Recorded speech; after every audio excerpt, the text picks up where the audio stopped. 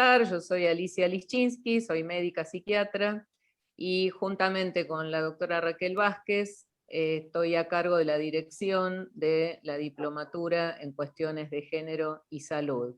Este es un proyecto que llevamos adelante con varias coordinadoras que después voy a ir mencionando y presentando, y que justamente tiene como objetivo tomar desde las diversas perspectivas las cuestiones de género que tienen importancia en la salud de las personas. Con este espíritu llevamos adelante esta diplomatura con un equipo interdisciplinario que aborda las temáticas desde la antropología, desde la medicina, desde la biología, desde la clínica, desde la salud mental, desde la sociología, desde el arte, entre otras disciplinas. Realmente estamos muy contentas, muy orgullosas de este proyecto que se hizo realidad en plena pandemia, y justamente sabemos que también en plena pandemia hubo muchas situaciones que pusieron en jaque tanto la salud mental como las relaciones dentro de las familias, una época muy difícil para la población adolescente. Y bueno, la verdad es que pensamos, cumpliendo la misión de la Universidad Favaloro, a la cual pertenecemos y donde llevamos adelante esta diplomatura, nos pareció importante hacer este encuentro de extensión a la comunidad, donde abordáramos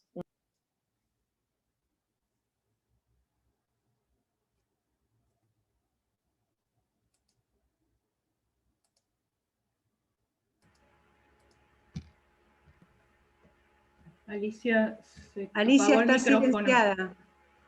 Está silenciada.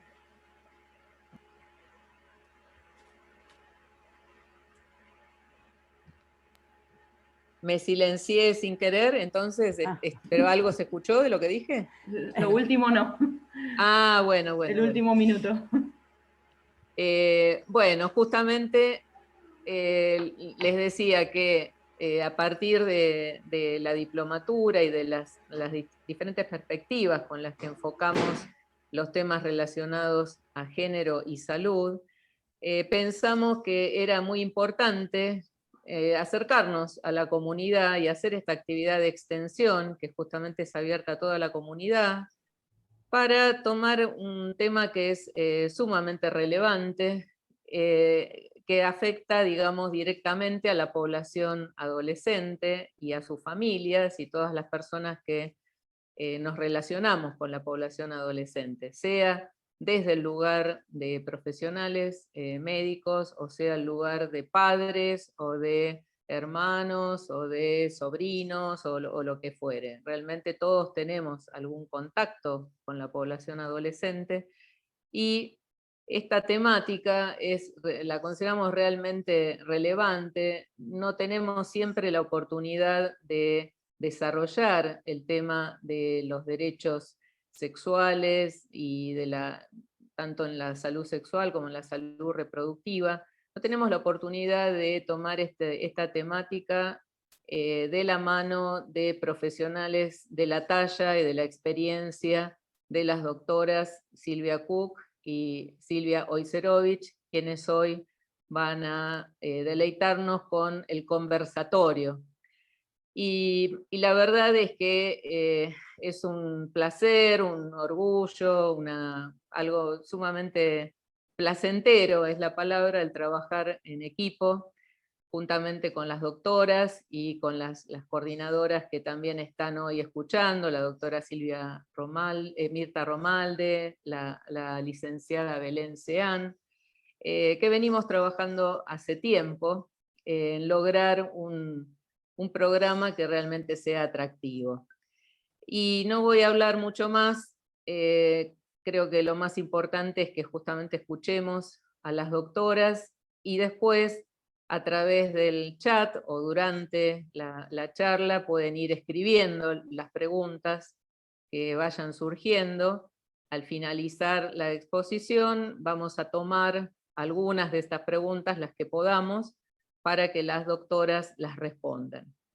Y bueno, así voy a presentar a la doctora Silvia Cook, que es especialista en adolescencia. Ella es médica pediatra, es especialista en adolescencia, tiene una larga experiencia de trabajo en el Hospital Pirovano, también es coordinadora del equipo de trastornos de la conducta alimentaria en el hospital, también es parte del Comité de Adolescencia de la Sociedad Argentina de Pediatría, y también miembro de la Junta Central de la Sociedad Argentina de Pediatría. En la Universidad Favaloro es la directora del Departamento de Salud de la Mujer y del Niño en la Facultad de Ciencias Médicas. También es miembro del Observatorio de Género de la Universidad Favaloro y, como les decía, también es coordinadora de la diplomatura en cuestiones de género y salud. La otra conversadora que va a exponer hoy, que vamos a escuchar, es la doctora Silvia Oyserovich. Ella es médica ginecóloga, certificada en ginecología infanto-juvenil, es presidenta de la Red Iberoamericana de Profesionales de la Salud Sexual y Salud Reproductiva, el REDISER. Fue directora de la Dirección de Salud Sexual y Reproductiva del Ministerio de Salud de la Nación, y también fue presidenta de la Sociedad Argentina de Ginecología Infanto-Juvenil y de la Asociación Médica Argentina de Anticoncepción. La verdad, un lujo tenerlas a las dos esta noche y poder escucharlas. También la doctora Silvia Oyserovich es coordinadora en la diplomatura de cuestiones de género y salud. Esta es la síntesis más breve que pude hacer de la larga trayectoria de las dos Silvias, así que ahora me voy a callar, a desaparecer y vamos a atentamente escucharlas. Muchas gracias.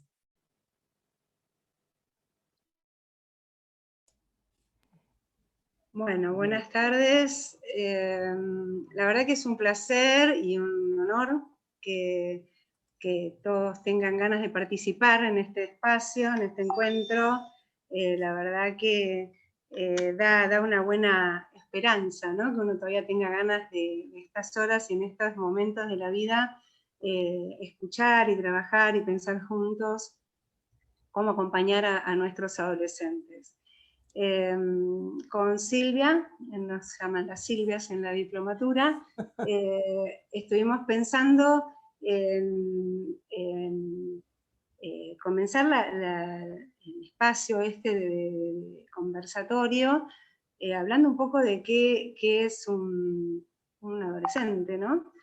Silvia, ¿compartís vos o comparto yo el PowerPoint? Ahora, yo comparto. También quería agregar que el placer de poder estar y poder compartir esto, porque lo que no saben en realidad es que nosotras llevamos más de 20 larguísimos años trabajando juntas desde el Hospital Pirovano, donde empezamos a pelear ese espacio de atención a las adolescentes. Silvia desde adolescencia, yo desde ginecología. Y bueno, esto es lo que vamos a tratar hoy de poder contarles y transmitir, que también es parte de lo que venimos haciendo en la diplomatura. Así que bueno, maravilloso. Vamos a abrir y Silvia, el micrófono es todo tuyo. Bárbaro. Sí, se queda un poquito corta con los 20 y pico de años, ¿no? Pero bueno, está bien, no hacía falta tanto detalle. Creo que lo más importante en esto es pensar cómo vamos aprendiendo, ¿no? O sea, trabajar con adolescentes es un poco no parar de aprender a acompañarnos, ¿no? Y a lo largo de todos estos años hubo muchos momentos que uno tiene que ir, tuvo que ir modificando la forma de trabajar, de encontrarse con ellos, y creo que es lo más enriquecedor. En esto que hablábamos con Silvia, a mí me encanta este gráfico porque para mí es la representación de lo que implica pensar en un adolescente, ¿no? O sea, hay algunos papás que por ahí me plantean como si fuera una especie de extraterrestre que cayó en la casa y que no lo conocen y no saben cómo manejarse y qué les pasa. Y en realidad ese adolescente es una construcción desde el primer momento de su vida, y todo lo que ha sucedido, si le dieron el pecho, cómo se manejaron con los límites que le enseñan a frustrarse, los límites que le enseñan qué está bien y qué está mal, los límites con también cierta elasticidad que permite entender que ese chico tiene que ir aprendiendo también y a crecer con uno. Todo este recorrido hace que si uno no los conoce en la adolescencia es porque no se tomó el trabajo de acompañarlos y escucharlos a lo largo del crecimiento, ¿no? O sea, cuando de chicos uno no tuvo conversación, no los escuchó, no los acompañó, es muy difícil que el adolescente después quiera hablar con los papás y contarles lo que les pasa, ¿no? En este cuadro entonces tenemos este proyecto que va produciéndonos estos adolescentes, donde sí hay una herencia, hay hormonas que se van a notar mucho más en este momento de su vida, y es un chico que creció en una sociedad determinada, en una familia determinada, con una cultura determinada, y todo lo que esos padres hayan hecho, si los mandaron a hacer deportes, si los mandaron a un club, depende qué tipo de alimentación les dieron, si los hicieron scouts, todo eso los va construyendo. ¿Sí? Silvia, pásamela. Una de las características que a mí me parece más interesante de esta etapa es que hay muchos cambios, ¿no? Uno de los cambios es la pubertad, son los cambios físicos. Es uno, que es el más llamativo, tal vez, el más fuerte, es ese pasar de ser un niño a tener un cuerpo adulto en aproximadamente 8 o 10 años, cambio brusco, si los hay, intenso, con toda la irrupción de las hormonas sexuales, los cambios corporales, es muy fuerte y no todos lo soportan y lo transitan de la misma manera. Y creo que lo más complicado y lo que nos genera más vulnerabilidades a esta edad es que no todos estos cambios se dan en simultáneo. Tenemos un chico con un cuerpo capaz de hacer un montón de cosas, con una cabeza, con una modulación neurológica que no acompaña de la misma manera. Entonces tenemos una personita que está teniendo cambios psicológicos fuertes, están con cambios emocionales bruscos, están inseguros, las emociones pueden llorar y reírse continuamente, ¿no? Cambiar de esos estados de ánimo en forma brusca. La timidez es una de las características que a veces se oculta atrás de acciones como muy explosivas o querer llamar la atención, en realidad es porque tienen una gran timidez y no se animan a participar de la manera que participan sus compañeros, porque una de las cosas que más llama la atención en esta edad es que cuando son pequeños no les importa demasiado cómo los ve afuera. Llegado este momento, la mirada de afuera es muy, muy importante, y cosas que tal vez cuando eran más chicos no les generaban demasiado conflicto, llegado este momento pueden llegar a ser muy angustiantes. Otra de las características que forman parte de esta etapa es la necesidad de pertenencia, de pertenecer a un grupo de pares. Y por pertenecer al grupo de pares pueden exponerse a situaciones muy de riesgo, que tal vez si no fuera porque quieren que esa gente los acepte, no las harían de ninguna manera. Esto es un poco lo que yo digo siempre, que tenemos que tratar de estar, de escuchar, de acompañar, de ver por dónde transitan, porque es una de las vulnerabilidades mayores que tenemos en la primera etapa de la adolescencia, ¿no? Otra de las características que los caracterizan es la omnipotencia. Tienen un cuerpo óptimo, pleno, con un desarrollo en su máximo esplendor, pero que todavía no está como terminado de hacer, y esto es lo que hace que se expongan a veces a situaciones de excesos en la actividad física o en algún trabajo, depende de dónde, en qué población estemos hablando. Una de los trabajos interesantes que hizo PS es observar los chicos que necesitan entrar a hacer trabajos cuando son pequeños todavía, 12, 13 años, que están teniendo un desarrollo corporal, pero que todavía están inmaduros, todavía ese cuerpo no terminó de crecer, cuántas lesiones y problemas pueden llegar a generarse justamente por pedirle más a ese cuerpo de lo que el cuerpo puede dar. Por otro lado, esa omnipotencia tiene que ver con esa inmadurez de su cerebro que no le permite pensar las cosas con lógica, con cuidado. La etapa de maduración del crecimiento del cerebro, que es el lóbulo frontal, que es el que más da actitudes de cuidado, de confianza, de pensamientos lógicos, se termina de madurar, de mielinizar, después de los 20, 23 años. Entonces, tenemos un ser con un desarrollo corporal, con un desarrollo de su capacidad sexual altísimo, que con una cabeza que todavía no puede entender a los riesgos que se puede exponer, ¿sí? Por otro lado, tenemos todo lo que les estaba diciendo al principio, las presiones sociales, que uno va pudiendo ver que a lo largo de la vida, la presión social, los chicos, los chiquititos, como les decía, son muy libres, no presentan esas presiones sociales.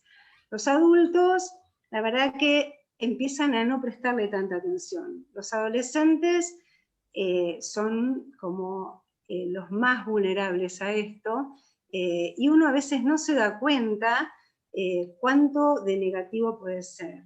Esta necesidad de pertenecer, esta necesidad de aceptación, estas condiciones, por ejemplo, la famosa fiesta de 15, que expone a las chicas a una visibilización que tal vez no estén ni preparadas ni tengan ganas de vivir, y uno da por sentado que todas quieren tener una fiesta de 15, que todas quieren ser el centro de atención, y la verdad que no es así, y con la presión social, sobre todo en nuestra sociedad, ¿no? De la delgadez que como símbolo de éxito, de perfección, cómo las lleva directamente a lo mejor a sufrir un trastorno alimentario, porque necesitan entrar dentro de ese modelo que la sociedad impone.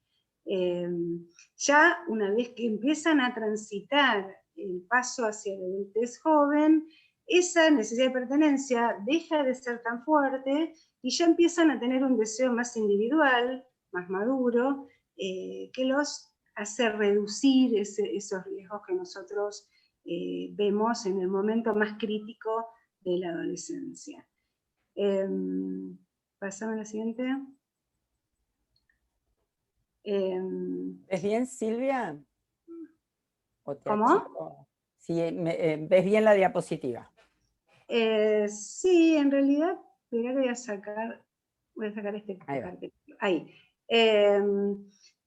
Esto que les comentaba al principio, de tener un cuerpo capaz de poder vivir una sexualidad plena sin tener una maduración emocional y psíquica acorde, es lo que nos lleva a los embarazos no deseados, a que se vivan ciertas situaciones que no eligen, porque en realidad lo más importante y lo que yo creo que uno tiene que tratar de incentivar es que lo que hagan sea una elección propia, ¿no? Que no sea ni por el entorno, ni por las parejas, ni por las familias.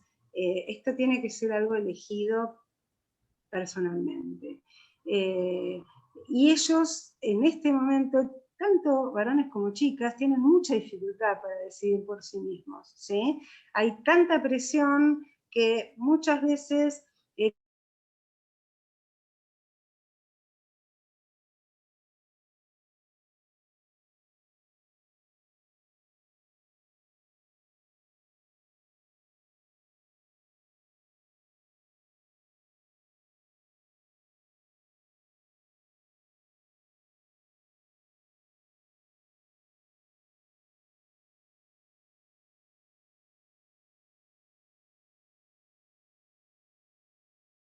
los derechos humanos, los derechos sexuales y los derechos reproductivos. Hay todo un camino que hemos podido, que ha transcurrido, ¿sí?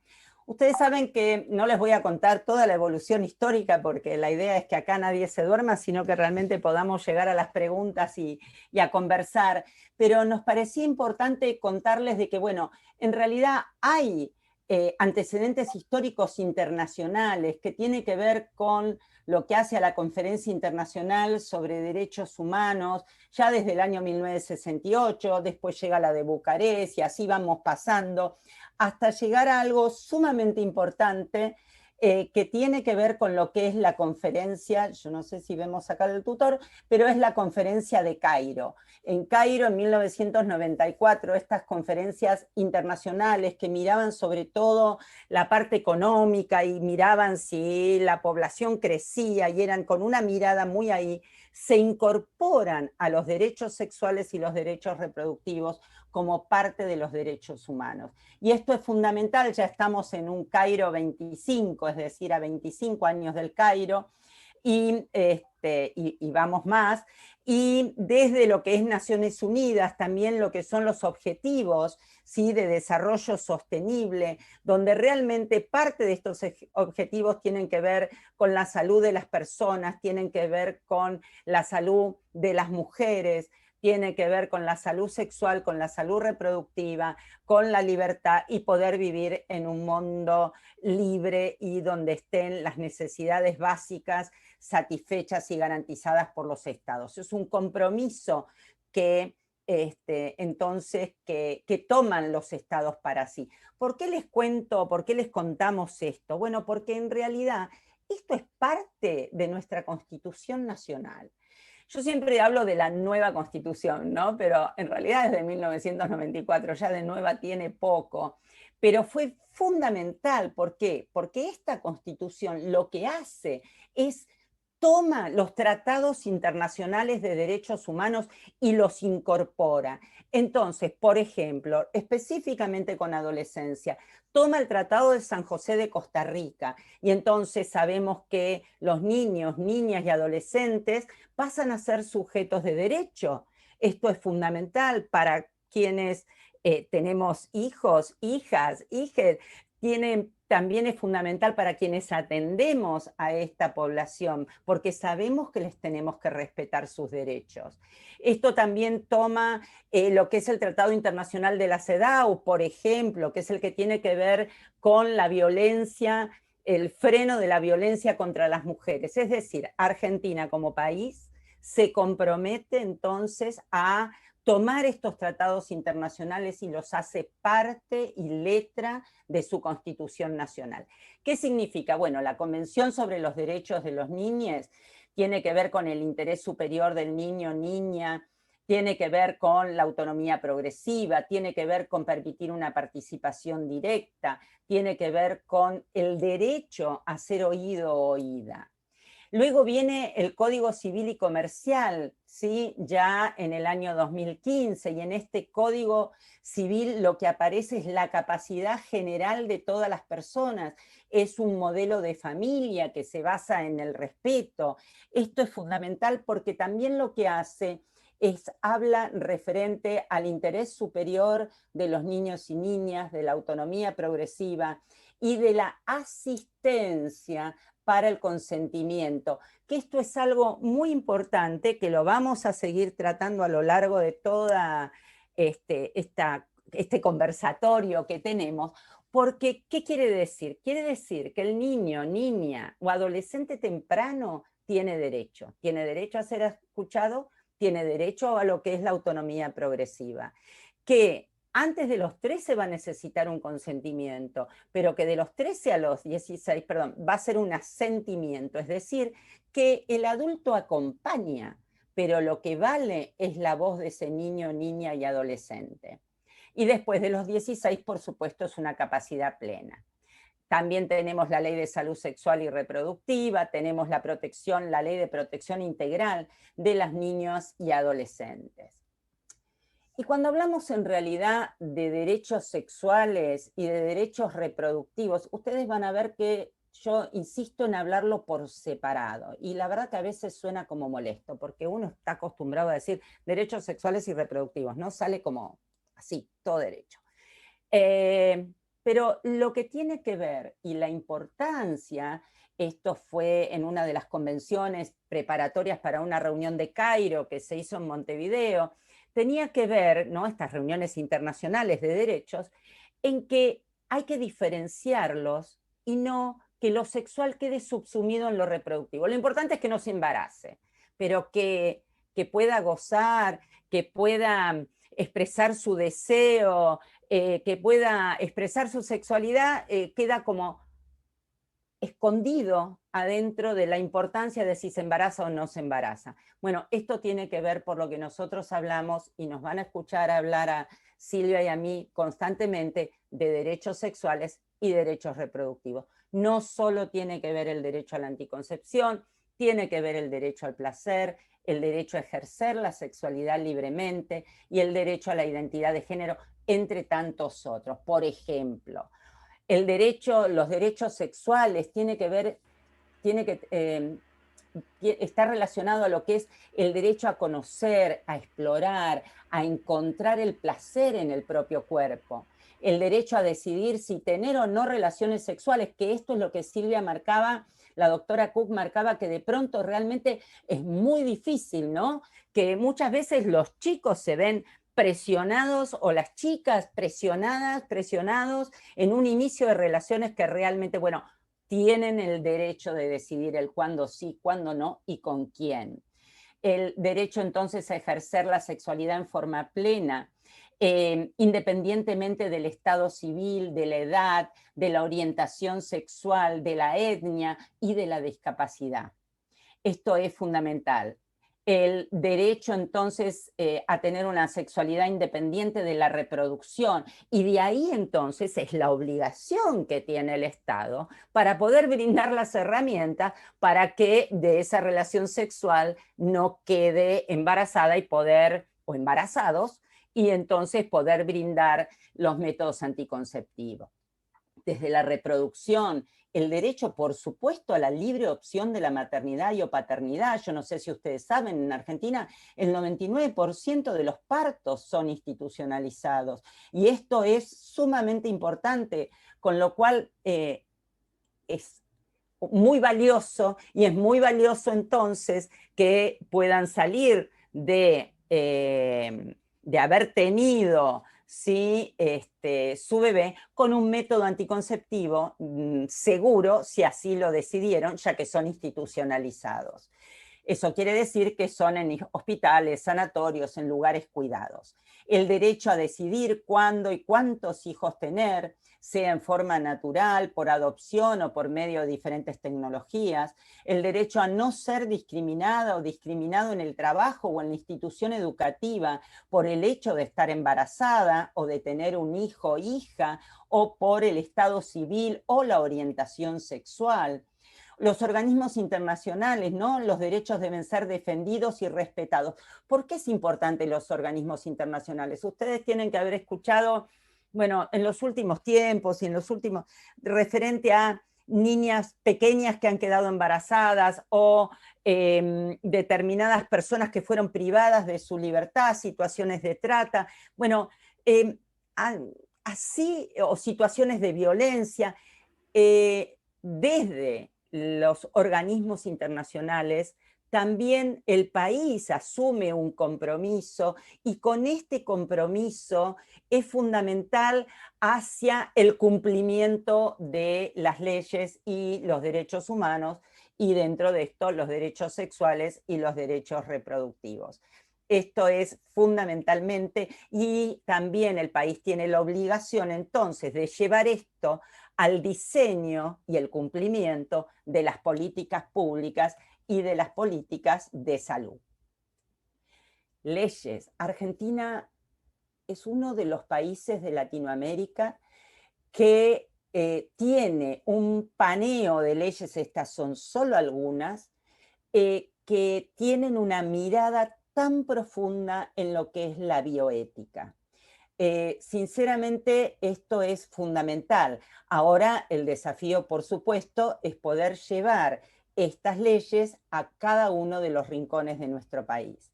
La Ley Nacional de Salud Sexual y Procreación Responsable del año 2002, que da origen al programa de salud sexual y procreación responsable, hoy Dirección de Salud Sexual y Reproductiva, lo que hace a la Ley de Protección Integral de los Derechos de Niñas, Niños y Adolescentes, que era lo que yo les comentaba antes, la Ley de Anticoncepción Quirúrgica, la Ley de Educación Sexual Integral, y acá me olvidé, doctora Cook, usted me lo remarcó, la Ley Nacional de ESI, porque por ahí de Educación Sexual Integral no la conocemos, pero de la ESI hemos escuchado hablar, ¿sí? Y la educación sexual integral es un compromiso entonces que tiene nuestro país y que tiene que llevar a cada rincón entonces de nuestro territorio.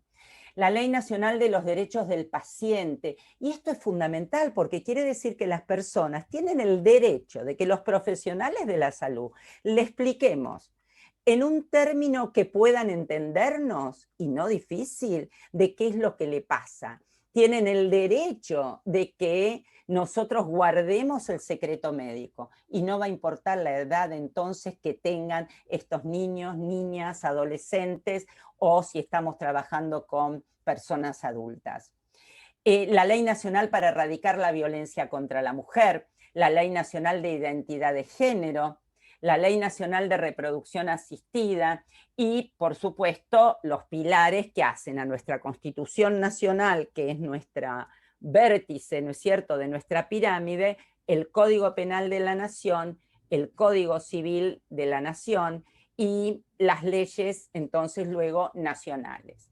Y recientemente, entonces, votada la Ley de Acceso a la Interrupción Voluntaria del Embarazo y la Ley Nacional de Atención y Cuidado Integral de la Salud durante el embarazo y la primera infancia.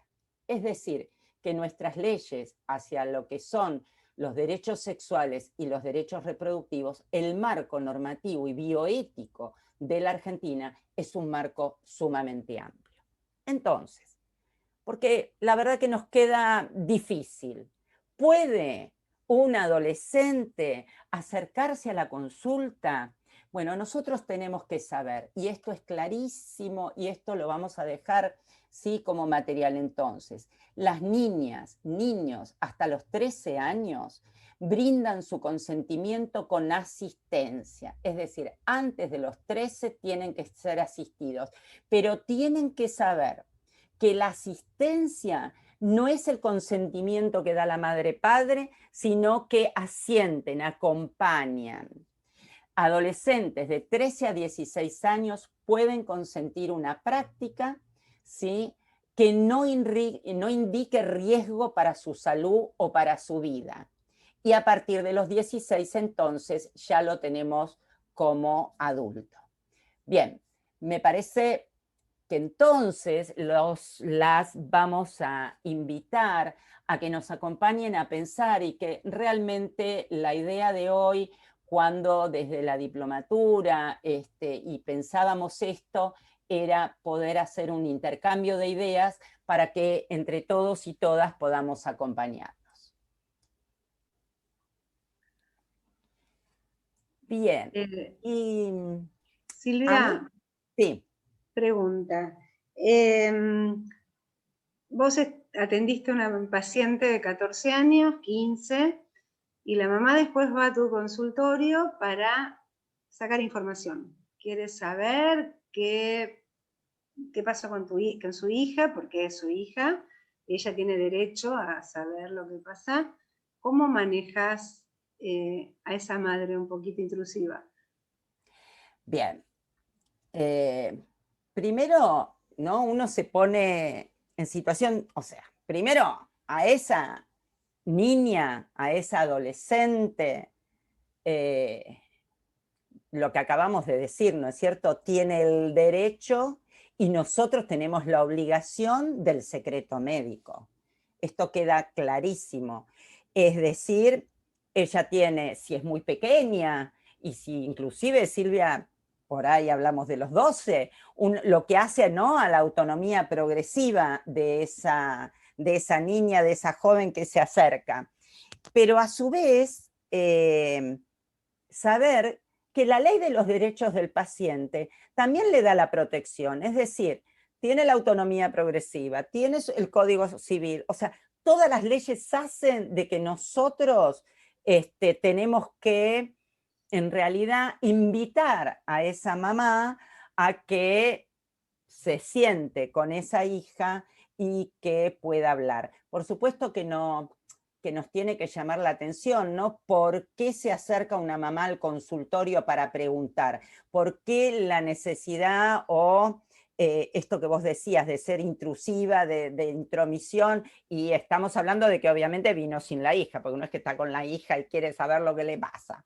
Bueno, Pero yo creo que justamente es esto, es decir, primero tiene derechos, la niña, la adolescente, y nosotros tenemos un deber, que es el secreto médico y la protección. Nadie habla si la vemos en situación de absoluto riesgo, ¿no? Que ahí vamos a entrar a jugar con diferentes factores.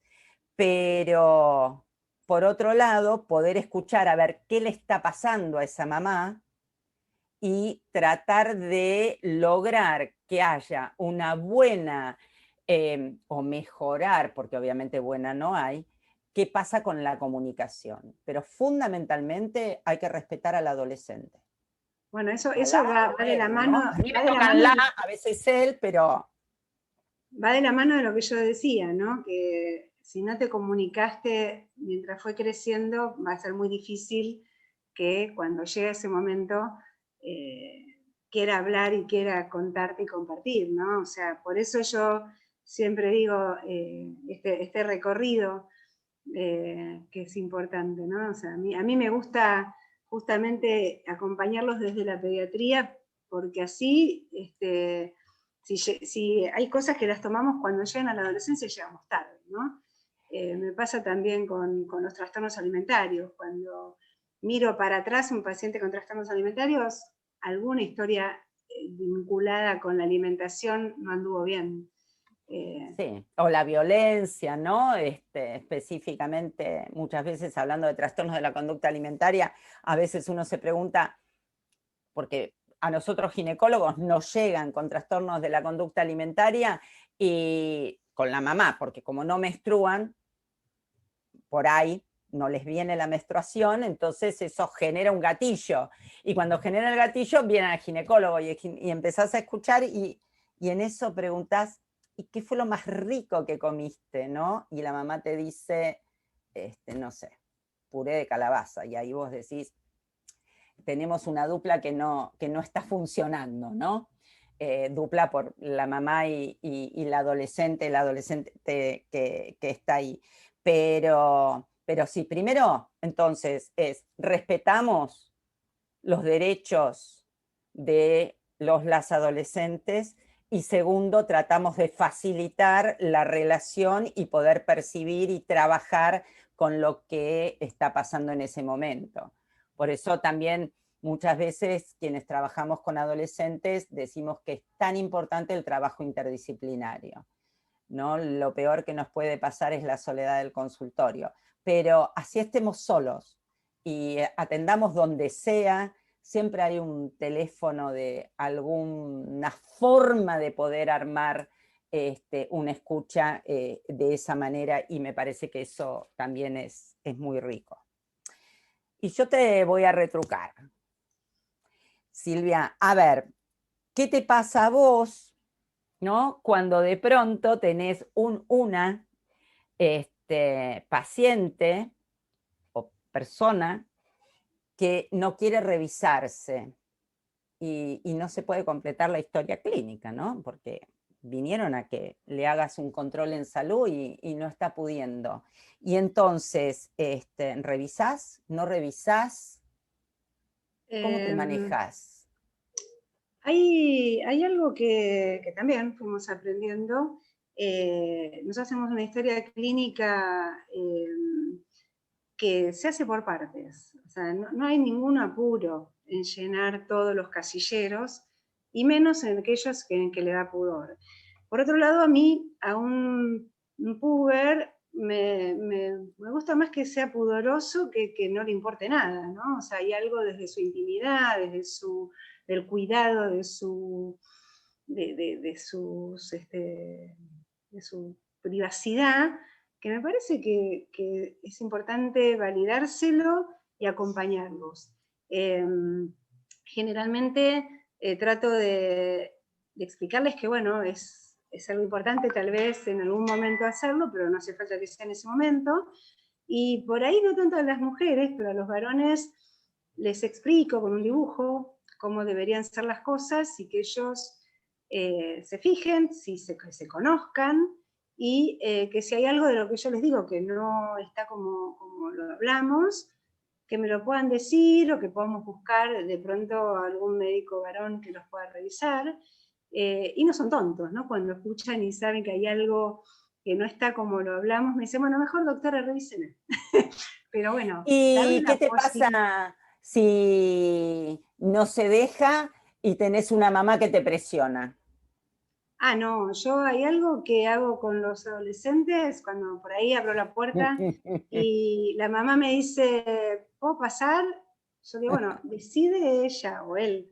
Si te dejan pasar, te dejamos pasar. Si no, trato de usar mucho el humor también, ¿no? Para relajar un poco las situaciones que pueden generar cierta tensión.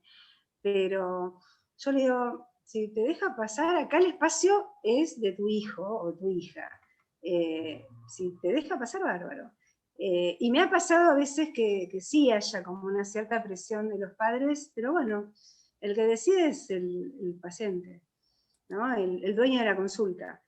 Salvo que Bien. realmente haya habido alguna situación, no sé, una torsión testicular en un varón, pero si no, no hay ningún tipo de apuro. Bien. Y yo te quería preguntar, si te viene una chica de 14 años para pedirte un método anticonceptivo, que ya sabemos que cuando te lo vienen a pedir es porque ya tuvo relaciones, ¿no? Siempre vienen corriendo de atrás. ¿Hasta dónde llegás con las indicaciones? Bien.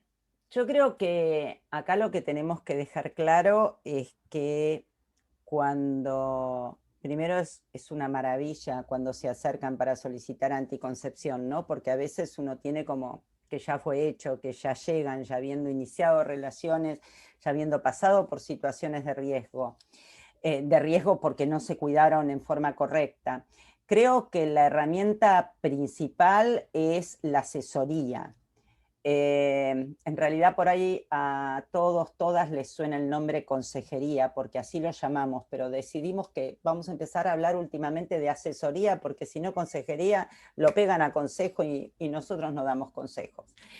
Pero si asesoramos, esto es fundamental, es decir, la persona que llegue, el adolescente que llegue, tiene el derecho a que nosotros hagamos una asesoría y le expliquemos la canasta de métodos anticonceptivos. Hablo la canasta, de esto es algo que me quedó de cuando estaba en la Dirección de Salud Sexual o en la coordinación de la ciudad. Es decir, en realidad que le expliquemos qué métodos existen, una pastilla anticonceptiva, cuáles son los riesgos, beneficios y posibilidad de embarazo desde el uso típico, yo no sé si ustedes saben lo que es el uso típico. Lamentablemente uno, si estuviésemos en personas así, tete a tete, uno les pediría que levanten la mano, ¿no?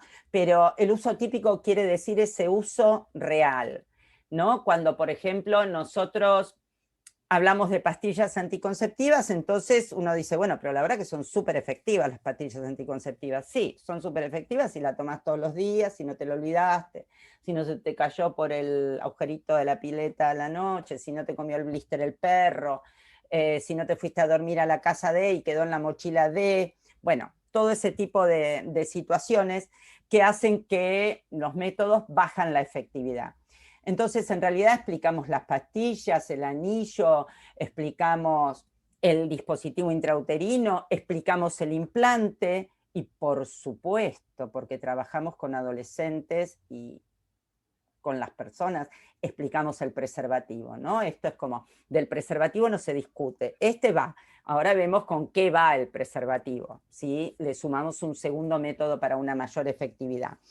Pero tenemos que tener en cuenta, porque por ahí uno dice, ¿no? Sí, el dar las pastillas, ok, porque toma pastillas y porque así las conocemos. Pero ¿puede un adolescente colocarse un dispositivo intrauterino o un implante? Bueno, entonces, acá hay dos cosas para aclarar. Primero, que la evidencia científica y más dura habilita el uso del dispositivo intrauterino y del implante en adolescentes de 15 años, de la edad que tengan cuando lo solicitan. Y lo otro es si nuestro Código Civil autoriza a que le podamos colocar a un adolescente de 15 un dispositivo intrauterino, por ejemplo, o un implante. Y para eso entonces los invito, el Código Civil habla de que necesitan del consentimiento asentimiento ante las situaciones de riesgo. Bueno, la colocación del implante del DIU no son situaciones de riesgo. Por ende, hay una resolución, que es la resolución 65 del Ministerio de Salud de la Nación del año 2015, que se promulga en enero de 2016, que sale en el boletín, y ahí queda clarísimo que esto fue una reunión de expertos con la doctora Nelly Minchersky, con psicólogos, con gente de la Dirección de Adolescencia, con gente de la Dirección de Salud Sexual, de las sociedades científicas, médicas, donde queda claramente explicitado que las adolescentes pueden dar su consentimiento solitos, para la colocación de un dispositivo intrauterino o de un implante. Y por supuesto también de todo lo que hace a la anticoncepción hormonal y a la anticoncepción de emergencia. Así que sí, pueden. Es nuestro deber, es nuestra obligación poder hacer una muy buena consejería, asesoría y brindar el método que el adolescente decida. Eso es así. Y está bueno que lo sepan las personas, porque a veces los profesionales de la salud no lo tienen tan claro, ¿no? Pero las adolescentes la tienen clarísima. Bueno, ¿qué tal? ¿Les puedo hacer algunas preguntas que están surgiendo en el chat? Dale. Sí, estaba viendo eso. Voy a unir algunas, ¿no? Porque se pregunta, bueno, ¿a partir de qué edad un adolescente puede entrar solo a la consulta? Y unido de eso, ¿qué pasa con los adolescentes que, si bien cumplen con esa edad cronológica, intelectualmente o cognitivamente quizás no tengan la maduración suficiente para tomar alguna decisión o para entender lo que se está hablando en esa consulta, ¿no? Bien, A mí arranco y... bueno, dale. No, justamente cuando la leía, lo pensaba, hay algo que caracteriza a esta etapa de la vida, que es que la edad cronológica es la menos importante de las edades. No podemos tener chicos de 12 años que están en la etapa puberal de niño, están transitando en inicio de la edad puberal o ya tienen un desarrollo marcado. Y desde lo emocional también, entonces, basarme solo en la edad cronológica puede ser por una cuestión de leyes, pero la verdad que qué es lo que va a suceder con esa persona no tiene relación con la edad cronológica. Y cada uno es un individuo. Vamos a poder ver si, y también no solo es el individuo, el paciente, sino el acompañante, ¿no? O sea, el lugar que ocupa el acompañante, si va a ser un lugar de tomar las determinaciones, de invadir, si va a escuchar y va a acompañar sin quitarle el espacio al paciente o al adolescente.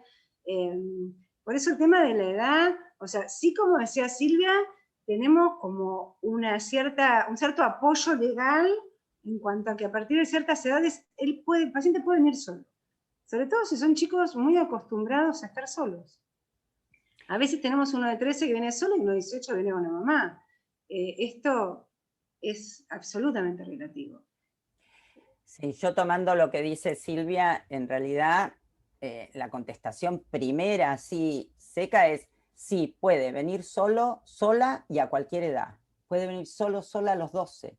Lo que vamos a ponernos a ver es por qué viene sola o por qué viene solo, si no necesitamos trabajar en alguna malla de que haya contención, ¿sí? Acompañamiento. Pero tiene el derecho, y tiene el derecho también entonces a poder ser escuchada, escuchado, y uno poder visualizar si hay una situación de riesgo, porque si lo cronológico con lo biológico, bueno, si vemos que hay un desfasaje y que realmente necesita un apoyo, poderlo trabajar. Lo mismo también que pasa con la discapacidad, ¿no? Es decir, las personas que tienen una discapacidad, entonces poder respetarlas como personas y gastar todos los recursos, utilizar más que gastar, utilizar todos los recursos que tengamos para que nos puedan entender y nosotros podamos escuchar lo que la persona nos está diciendo, ¿no? Y lo que entendió o no, entiende o no de lo que le estamos diciendo.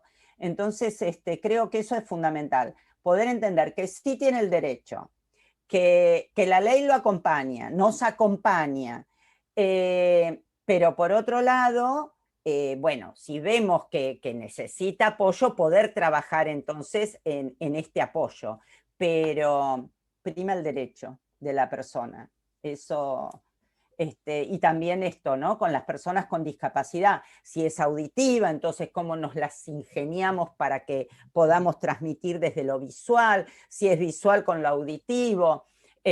Ahora desde la Dirección de Salud Sexual, en el año 2020 se hicieron, 2019, habíamos hecho unas tarjetas que trabajamos que son en braille, y lo mismo a los métodos anticonceptivos, etiquetas en braille para que pudiesen tocar, para que pudiésemos estar hablando desde un mismo lenguaje, y códigos QR para poder tener la información. Sería como genial, porque ahí ya cubriríamos mucha parte de de las necesidades. Y por supuesto también, de acuerdo a la persona, si vamos a elegir un método anticonceptivo, por ejemplo, bueno, si tiene una discapacidad motora, veamos si tal o cual método, ¿no es cierto? Esto tenerlo en cuenta, pero saber que tienen derecho, esto es indudable.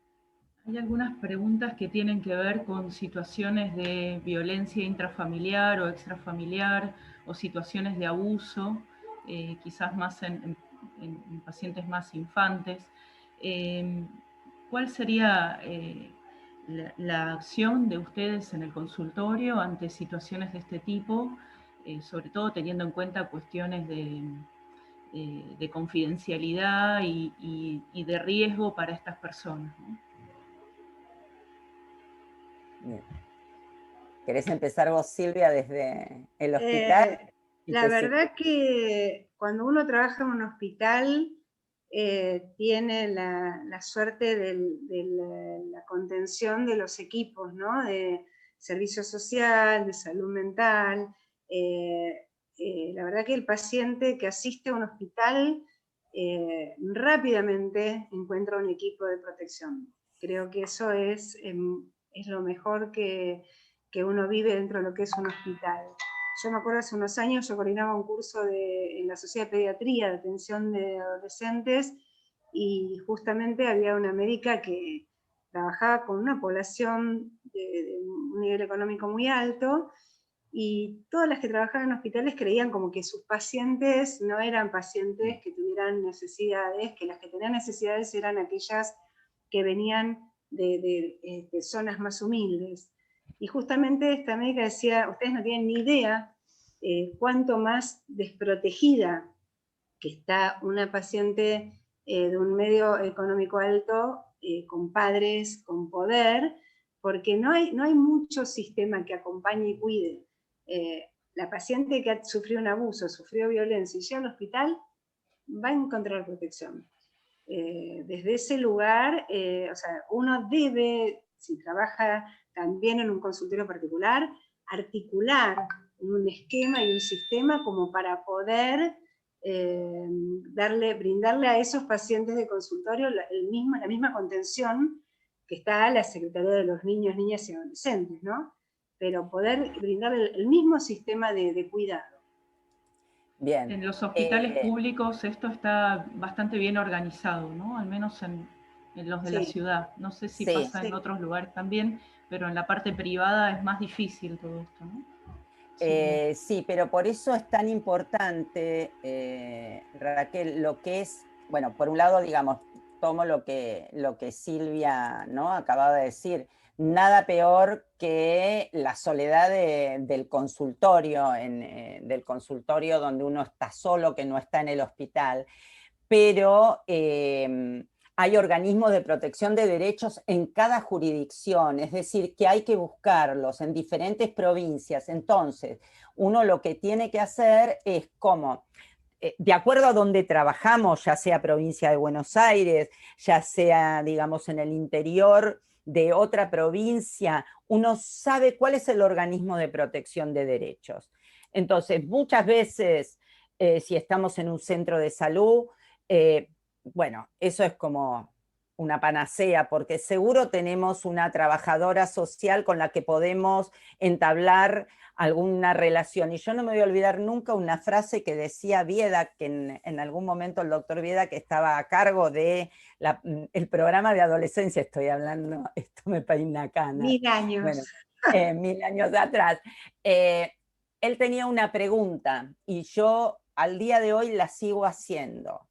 Yo puedo garantizar que esa noche, esa niña, ese niño, ese adolescente que viene no va a ser abusada. Y en base a eso es la respuesta. Si vuelve a la casa, si voy a hablar al hospital para ver, hay veces que hacemos internaciones por resfríos, o lo que sea, para poder garantizarle, ¿no?, esa noche, y que nos den tiempo para armar la contención, la red de contención. Pero sí, hay que ver en cada uno de los lugares el organismo de derechos. Por ejemplo, desde el plan ENIA se trabajó mucho, no sé si saben, es el Plan de Prevención del Embarazo No Intencional en la Adolescencia de la Nación, que ahora está a cargo de la Dirección de Salud Sexual y Reproductiva, que toma las provincias del NOA y del NEA y parte de la provincia de Buenos Aires. Bueno, se trabaja con los organismos de protección de derechos. Y en la ciudad de Buenos Aires está la guardia de abogados, porque uno dice, bueno, y si me cae, ¿no?, a las 12 de la noche. Yo he llamado a la guardia de abogados 12 de la noche a ver si alguien me atendía. Alguna vez que tuve que dar una clase sobre abuso, y sí, te atienden. Pero esto es fundamental, ¿sí? Poder armar la red, poder escuchar, y yo invito a que, si también hay profesionales acá de la salud, busquen el organismo de protección de derechos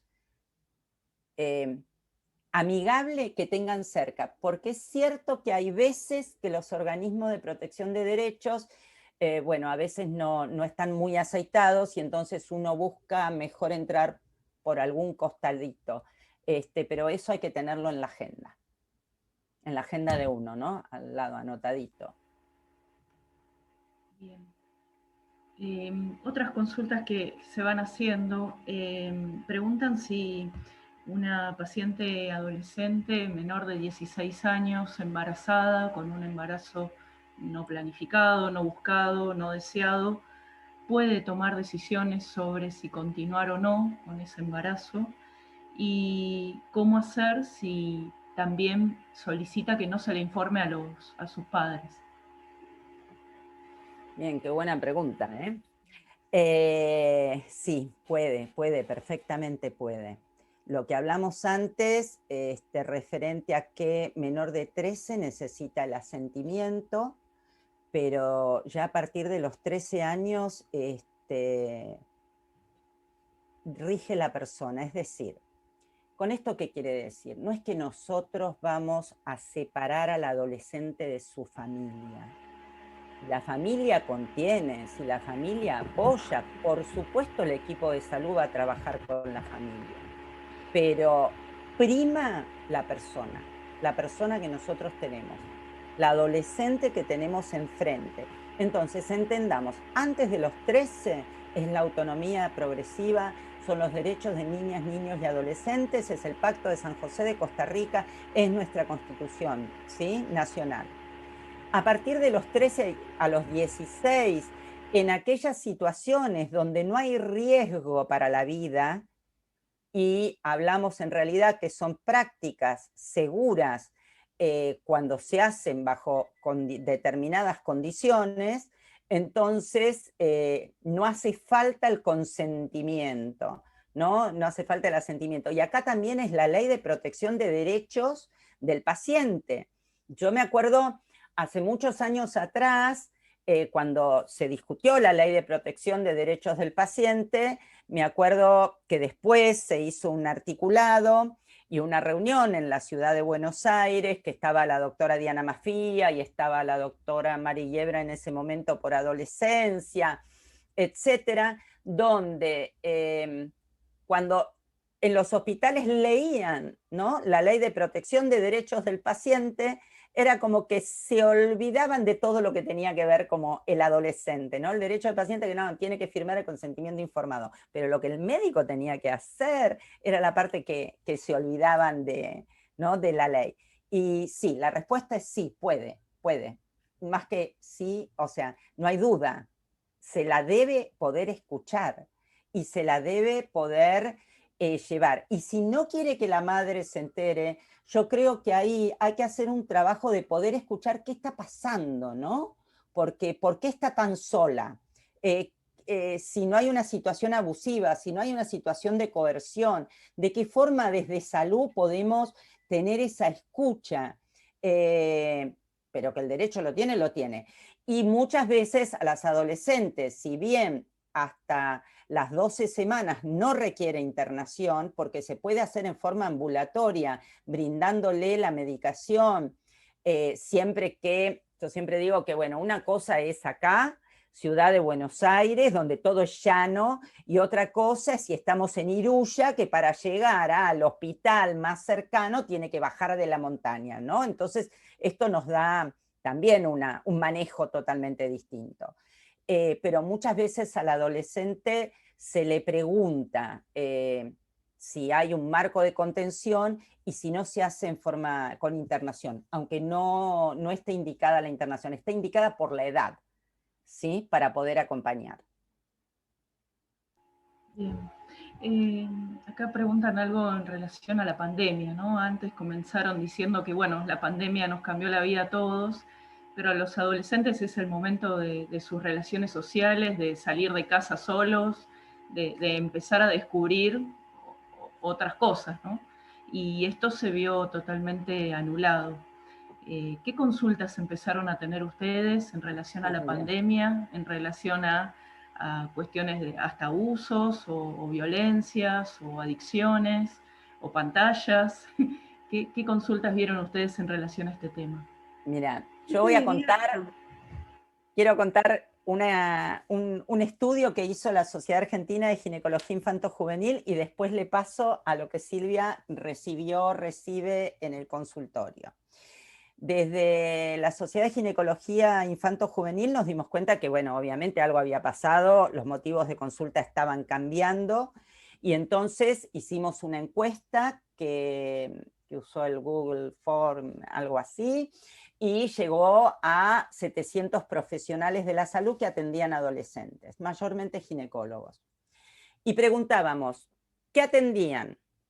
¿O qué atendíamos? El mes anterior al aislamiento, al mes del aislamiento y en noviembre, que pensamos que a esa altura se acababa el aislamiento.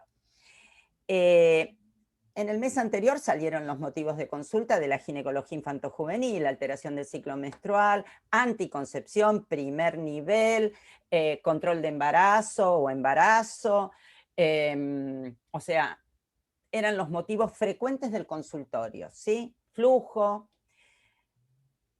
Durante el primer mes caen los motivos de consulta, sobre todo alteración del ciclo menstrual, etcétera, porque ahí yo creo que también es quienes se pudieron acercar y quienes no se podían acercar. Los centros de salud estaban muchos trabajando en otra cosa, digamos, con la vista puesta en el COVID.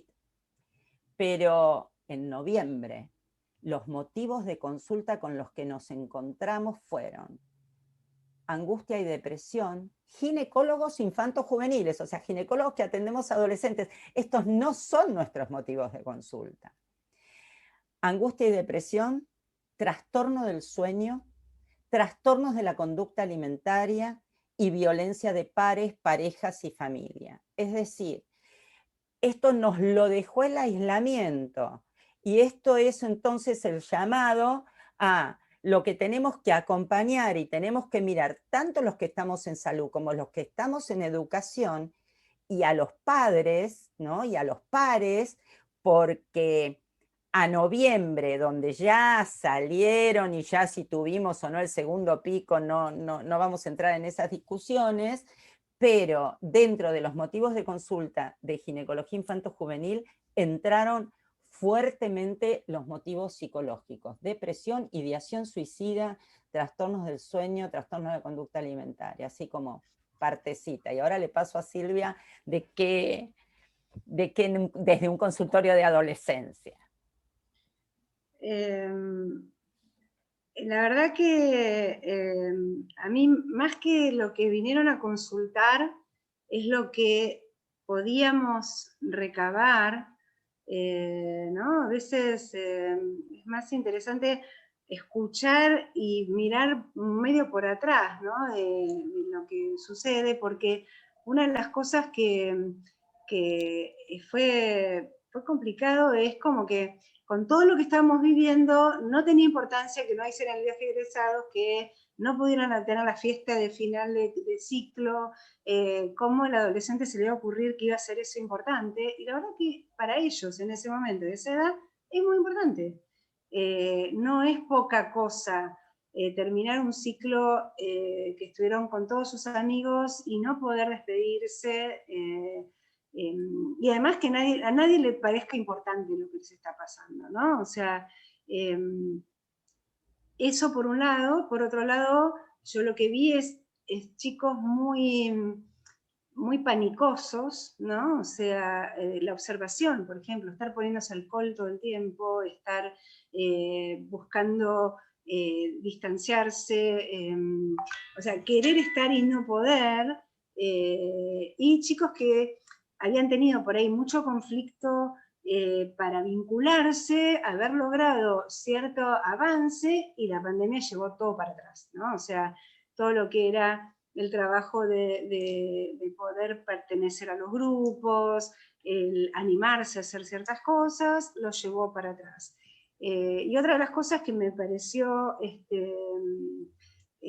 importante con respecto a esto es que ellos están, como dijo recién Raquel, en la edad de empezar a salir. O salir del núcleo familiar, empezar a, ya no es importante lo que dicen mamá y papá, al contrario, sino que es importante lo que dicen mis amigos, empezar a poder salir solo, empezar a poder tener ciertas independencias, y esto llevó todo para atrás. O sea, el estar todo el tiempo adentro, con los padres controlando lo que hace, lo que no hace, con quién sale, con quién no sale, si se puso alcohol, no se puso alcohol, eso generó muchos problemas emocionales, y obviamente los puso mucho más vulnerables aún. Pero a mí que me gusta observarlos mucho a ellos, a veces no solo en consultorio, ver actitudes de un exceso de cuidado, que está bien que se cuiden, está bien la distancia, está bien el alcohol, está bien, pero los veo como en una actitud de encierro y panicosos, que es producto de todo esto que estamos viviendo, ¿no? Y Y ya Silvia, digo, perdón, no, te como que sumo, no tienen lugar para quejarse. no tienen escucha, te sumo inclusive, bueno, ¿qué pasa, no? Y qué pasó, cómo, que si antes veníamos difícil para una persona trans, por ejemplo, acercarse a la atención, con el cierre de determinados lugares, con la dificultad de poder tener acceso, ¿no? ¿Cómo, cuánto más difícil se hizo todo esto?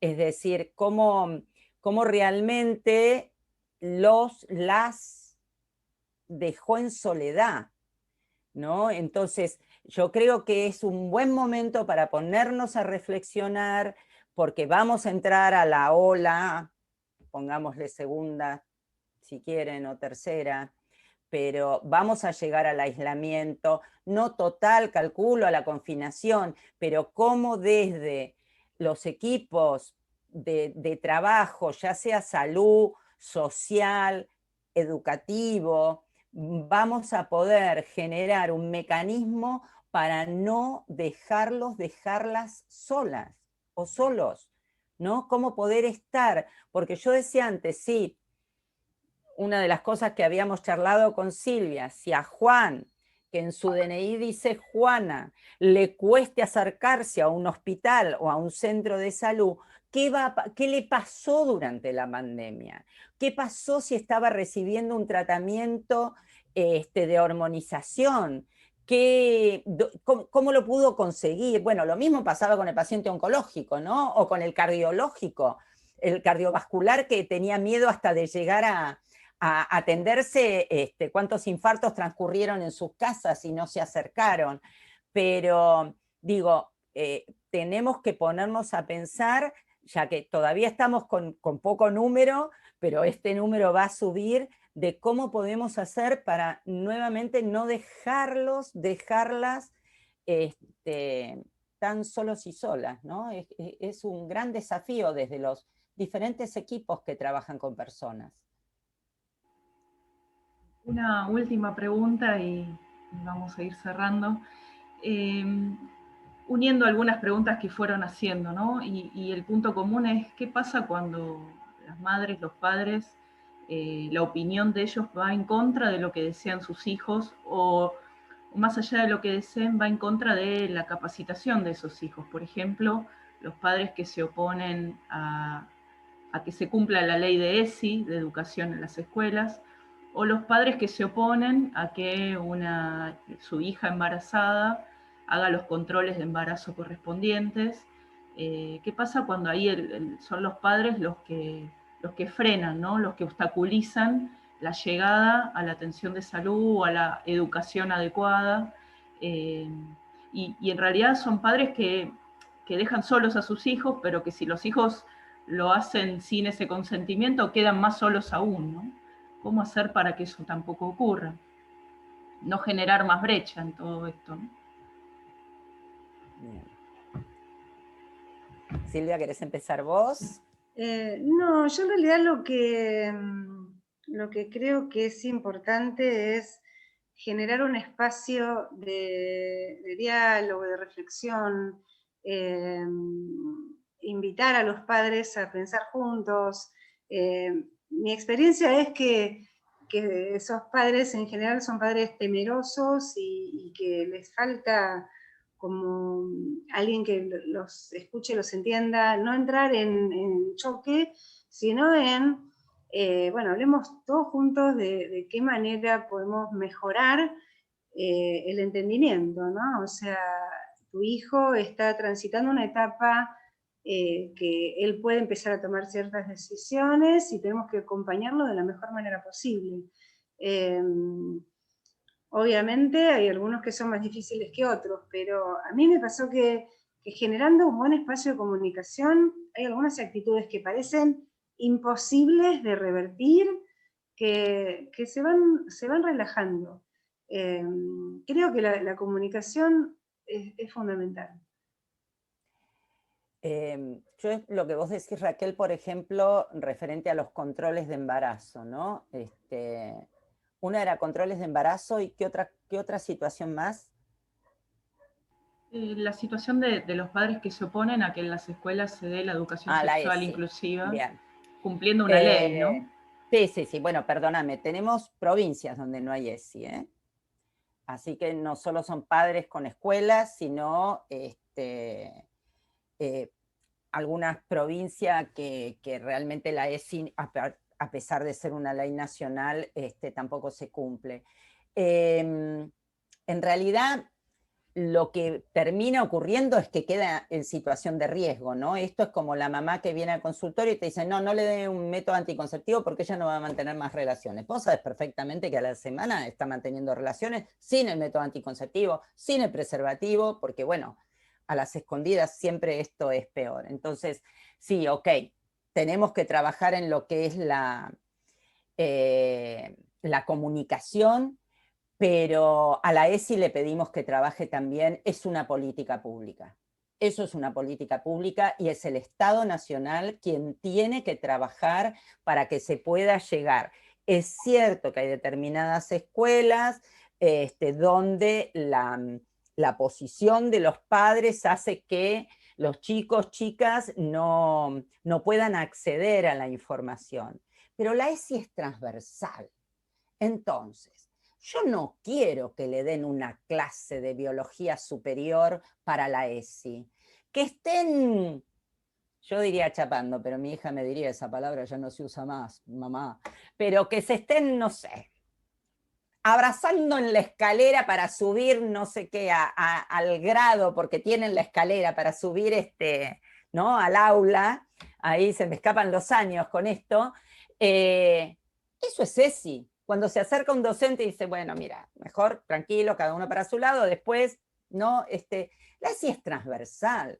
Nosotros cuando empezamos a trabajar y pelear por la ley de ESI, lo que hicimos fue ir a capacitar a los docentes, porque la mirada tiene que ser transversal. Entonces, y esas cosas se tienen que detectar en el aula y son informaciones que se pueden bajar. No solo la clase magistral, que por ahí es la que es más conflictiva, pero hay determinado trabajo sobre la prevención, o por ejemplo, lograr hablar con los padres. Yo digo, la verdad que si la ESI llegase a los jardines de infantes, si llegase a los primeros grados, cuando uno recibe una nena y una mamá asustadísima a los 9 años porque tiene un tumor de mama y en realidad es que le salió el botón mamario, pero que primero sale uno y después sale el otro, lo que pasa es que la mamá se olvidó de cuándo salían los botones mamarios, eso es ESI también. Eso es educación sexual integral, ¿sí? Y las situaciones abusivas en jardines, cuando vos te pones a trabajar, a hacer determinados juegos, y las nenas se retiran, o los nenes del grupo, y eso es ESI. ESI no solo es un método anticonceptivo y un preservativo. Eso es trabajar con la sexualidad de una manera integrada. Y bueno, nada, esto es una política pública, la verdad que es un deber del Estado que tiene que trabajar en esto. Y por supuesto, bueno, por supuesto lo que es el trabajo entre la relación de los padres y los hijos, y de los padres con las escuelas, porque yo creo que también tiene que haber una postura desde la escuela de invitar a los padres a explicar, a que trabajen desde lo que es la ESI. ¿no? Y no esta cosa terrorífica que en la ESI les explican no sé qué. Creo que nada, que tenemos mucho mito, mucho falso concepto también arraigado. Bien, bueno, muchísimas gracias. La verdad que sigue habiendo más preguntas, pero creo que se está haciendo ya bastante extenso. Algunas las vamos a ir contestando en el chat. No sé, Alicia, si quiere hacer algún comentario más. Sí, la verdad es que, bueno, agradecerles a todos la participación. La verdad es que las preguntas han sido más que interesantes, desafiantes, y por supuesto agradecerles a las dos Silvias que tan claramente nos han explicado y nos han contado experiencias, que creo que justamente lo más difícil es el poder bajar los conocimientos a la tierra, ¿no? A la clínica, a las personas. Esto de la educación como información no funciona, la educación no es información, es todo un proceso que es, como decía Silvia, día a día, en cada acto educamos y vamos transmitiendo no solo conocimientos, sino todos estos conceptos tan importantes para manejar. Nos quedaron muchas preguntas, pero bueno, no va a ser ni el primero ni el último encuentro que tengamos, así que lo único que me resta es agradecerles el haber participado tan activamente. Así que muchas gracias y un placer haber estado con todos ustedes. Un placer total. Gracias. Bueno, la verdad que les agradecemos nosotras también, ¿no? El acompañarnos todo este tiempo